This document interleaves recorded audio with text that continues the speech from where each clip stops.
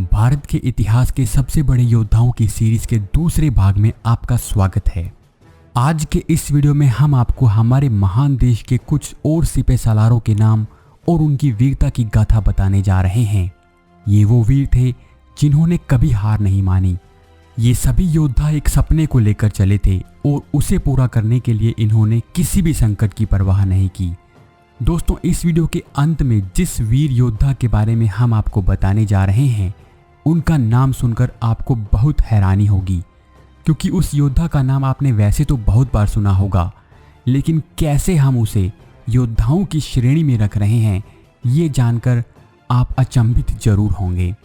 आपसे अनुरोध है कि इस वीडियो को अंत तक जरूर देखिएगा और धर्म के चश्मे को हटाकर देखिएगा। तो चलिए दोस्तों, शुरू करते हैं। पोरस। जिस समय सिकंदर अपने विजय अभियान को पूरा करने के इरादे से भारत की ओर बढ़ रहा था, उस समय उसके सामने बहुत सी चुनौतियां थीं। उसके सामने सबसे बड़ी चुनौती पोरस जैसे राजा की थी। पोरस को राजा पुरु के नाम से भी जाना जाता है। सिकंदर और पोरस के बीच हाइडेस्पस का युद्ध हुआ, जिसे पितस्ता का युद्ध भी कहा जाता है। यह युद्ध बहुत भयंकर था, जिसके बाद सिकंदर को एहसास हो गया कि वो अपना विजय अभियान जारी नहीं रख सकता। युद्ध से पहले जीत के नशे में चूर सिकंदर ने पोरस को उसकी अधीनता स्वीकार करने का संदेश भिजवाया था, जिसे पोरस ने अस्वीकार कर दिया। इसके बाद सिकंदर और पोरस के बीच भयंकर युद्ध हुआ। इतिहासकारों की माने तो इस युद्ध में सिकंदर की विजय हुई थी, पर क्योंकि सिकंदर इस युद्ध के बाद वापस लौट गया था, इसीलिए भारत से प्रेम करने वाले लोग इस बात को स्वीकार नहीं कर पाते कि पोरस की हार हुई थी। कुछ प्रोफेसर तक ये मानते हैं कि ये इतिहास यूरोपियंस के द्वारा लिखा गया था, इसीलिए उन्होंने युद्ध में सिकंदर को ही जीता हुआ बताया था। वैसे तो पोरस की सेना की संख्या सिकंदर की सेना से बहुत कम थी और पोरस के सैनिक इतने निपुण नहीं थे जितने बहुत से युद्ध लड़ने के बाद सिकंदर के सैनिक हो चुके थे। फिर भी पोरस के पास हाथी थे जो उसकी बहुत बड़ी ताकत थे। इन हाथियों ने सिकंदर की सेना को भारी नुकसान पहुंचाया था, लेकिन बारिश की वजह से पोरस की सेना के रथ कीचड़ में फंस गए और युद्ध में सिकंदर की जीत हुई थी। युद्ध के बाद पोरस को बंदी बना लिया गया और जब पोरस से पूछा गया कि उसके साथ कैसा व्यवहार किया जाना चाहिए, तब पोरस ने कहा कि उसके साथ वैसा ही व्यवहार किया जाना चाहिए जैसा एक राजा दूसरे राजा के साथ करता है। इसके बाद की कहानी पर इतिहासकारों के मत अलग अलग हैं।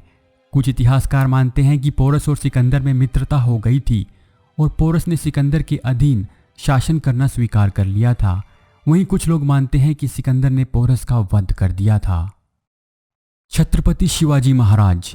एक समय था जब भारत में ज्यादातर राजा मुगलों की अधीनता को स्वीकार करते जा रहे थे, लेकिन दक्कन में एक वीर था जिसे किसी की अधीनता स्वीकार नहीं थी। ये उस वीर का सपना ही था कि उसके द्वारा बनाया गया मराठा साम्राज्य एक समय बहुत विशाल हो गया था।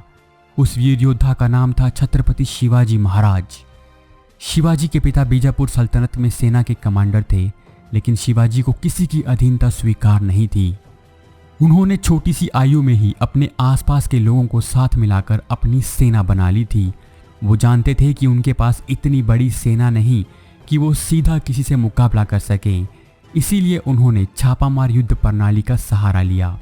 शिवाजी ने एक के बाद एक किला जीतते हुए आसपास के क्षेत्रों में अपना प्रभाव बढ़ाना शुरू कर दिया। शिवाजी ने अफजल खान को मारकर अपनी योग्यता सिद्ध कर दी थी। अब शिवाजी से परेशान औरंगजेब ने सहिस्ता खान को शिवाजी को खत्म करने के लिए भेजा, लेकिन शिवाजी ने उसके घर पर हमला कर दिया। इस हमले में शाहिस्ता खान भागने में सफल रहा था, लेकिन उसकी 3 उंगलियां कट गई। एक समय ऐसा आया जब औरंगजेब ने धोखे से शिवाजी को कैद कर आगरा के किले में बंद करवा दिया, पर शिवाजी उसकी कैद से निकलने में भी सफल रहे।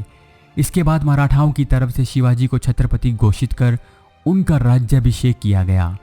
शिवाजी महाराज ने अष्टप्रधानों का गठन किया था और पेशवा उनमें से एक होते थे। 1680 में शिवाजी महाराज की मृत्यु हो गई, लेकिन जो सपना वो लेकर चले थे उसी को आगे बढ़ाते हुए बाद के राजाओं और पेशवाओं ने एक बड़े मराठा साम्राज्य का निर्माण किया था। राणा सांगा। ये वो योद्धा था जो एक हाथ, आंख और पांव नहीं होने के बाद भी युद्ध भूमि में सबसे आगे रहकर दुश्मन से लोहा लेने में सक्षम था। राणा सांगा का नाम भले ही कम लोग जानते हैं, लेकिन राणा सांगा ने दिल्ली सल्तनत के सुल्तान इब्राहिम लोदी और मुगल शासक बाबर से भी लड़ाइयाँ लड़ी थी। राणा सांगा राणा कुंभा के वंशज थे। राणा सांगा को महाराणा संग्राम सिंह के नाम से भी जाना जाता था। राणा सांगा की इब्राहिम लोदी के साथ भिड़ंत खतौली के मैदान में हुई थी। 5 घंटे चली इस लड़ाई के अंत में राणा सांगा की विजय हुई थी। इसके बाद एक बार फिर से इब्राहिम लोदी और राणा सांगा के बीच धौलपुर की लड़ाई हुई थी। इस लड़ाई में भी लोदी की हार हुई थी। पानीपत की पहली लड़ाई में बाबर ने इब्राहिम लोदी को हरा दिया था, लेकिन भारत में अपने वर्चस्व को स्थापित करने के लिए उसे अभी बहुत सी जंगें लड़नी थी। बाबर के सामने उस वक्त सबसे बड़ी चुनौती राणा सांगा की थी। राणा सांगा और बाबर के बीच खानवा में भयंकर युद्ध हुआ। बाबर के पास विनाशकारी तोपें थी जो राणा सांगा की सेना के लिए नई थी। बाबर ने राणा सांगा के सेनापति को भी अपने साथ मिला लिया था। राणा सांगा लड़ाई के मैदान में घायल हो गए और उन्हें कुछ दूरी पर एक स्थान पर ले जाया गया। वहां एक विश्वासघाती ने विष देकर उनकी हत्या कर दी थी। इस तरह से एक और वीर योद्धा अपनी मिट्टी के लिए लड़ते हुए शहीद हो गया और भारत में मुगल राज की स्थापना हुई। टीपू सुल्तान का जन्म 1750 में हुआ था। टीपू सुल्तान को टाइगर ऑफ मैसूर भी कहा जाता था, क्योंकि एक बार टीपू शिकार पर गए और वहां एक बाघ ने उन पर हमला कर दिया। तब टीपू सुल्तान ने अपनी डैगर से उस बाघ को मौत के घाट उतार दिया था। तब से उन्हें टाइगर ऑफ मैसूर कहा जाने लगा। टीपू सुल्तान के पिता हैदर अली ज़्यादा पढ़े लिखे नहीं थे, लेकिन हैदर अली ने टीपू सुल्तान को हर तरह की शिक्षा दिलवाई थी। सिर्फ 15 साल की छोटी सी उम्र में ही टीपू सुल्तान ने अपने पिता के साथ दूसरे एंग्लो मैसूर वार में भाग लिया था। चौथे एंग्लो मैसूर वार में ब्रिटिश निजाम और मराठाओं ने मिलकर मैसूर पर हमला कर दिया था। इस लड़ाई में टीपू सुल्तान की सेना की संख्या इन तीनों सेनाओं के मुकाबले बहुत कम हो गई थी। इस कारण इस लड़ाई में टीपू सुल्तान को हार का सामना करना पड़ा था। टीपू सुल्तान का साथ फ्रेंच आर्मी ने दिया था, लेकिन भारत में उनकी स्थिति बहुत कमजोर थी।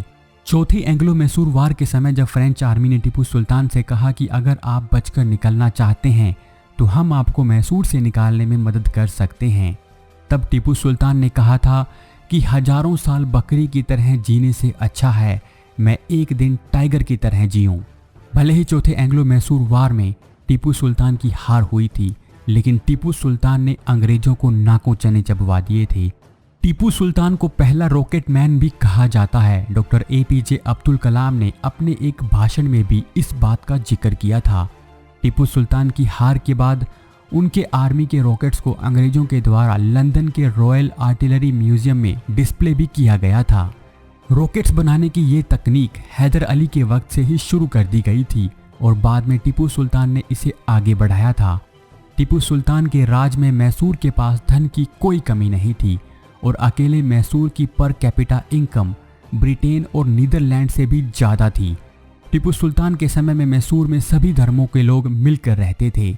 वो हिंदू मंदिरों के लिए बहुत सा धन दान भी दिया करते थे और उनके राज में किसी के साथ धर्म के आधार पर कोई भेदभाव नहीं होता था। महात्मा गांधी। दोस्तों, भारत के सबसे बड़े योद्धाओं की सूची में अगला नाम महात्मा गांधी का है। कहीं आप ये तो नहीं सोच रहे कि इस वीडियो को बनाने में कोई गलती हुई है? अगर आप ऐसा सोच रहे हैं तो आपको बता दूं कि ऐसा नहीं है और महात्मा गांधी को हमने इस लिस्ट में इसीलिए रखा है क्योंकि एक कमज़ोर सा दिखने वाला आदमी अकेले पूरी दुनिया की सबसे बड़ी ताकत अंग्रेजों से लड़ने की हिम्मत रखता है, तो उसे वॉरियर क्यों ना कहा जाए।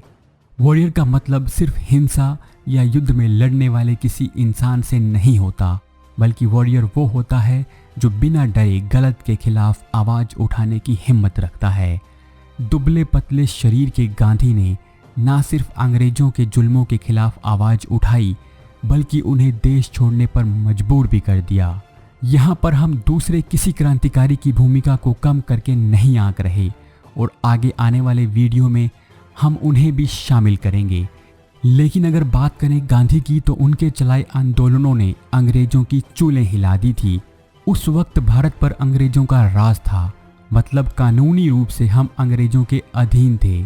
ऐसे में अंग्रेजों भारत छोड़ो जैसे बड़े आंदोलन को शुरू करने वाले गांधी की इच्छा शक्ति और मनोबल का अंदाजा आप लगा ही सकते हैं।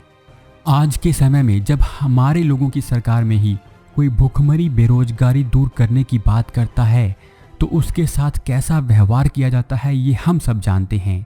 आज़ादी की वो लड़ाई कितनी मुश्किल थी, इसका अंदाज़ा आप इसी बात से लगा सकते हैं कि एक बार अंग्रेज सरकार के खिलाफ एक लेख लिखने के कारण ही उन्हें 6 साल जेल की सज़ा सुनाई गई थी।